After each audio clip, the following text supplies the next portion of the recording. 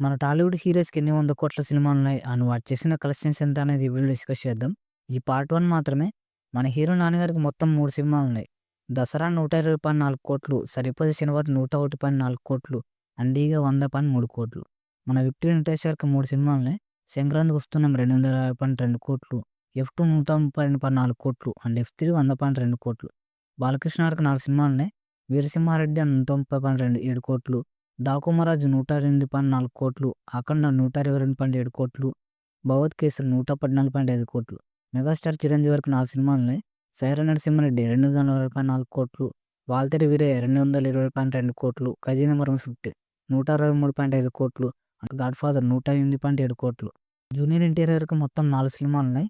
'triple R' 1281.4 Devara part 1 423.2 Janatha garage 130.12 Jai Lava Kusam 124.8 Aravinda Sametha Veera Raghavan 165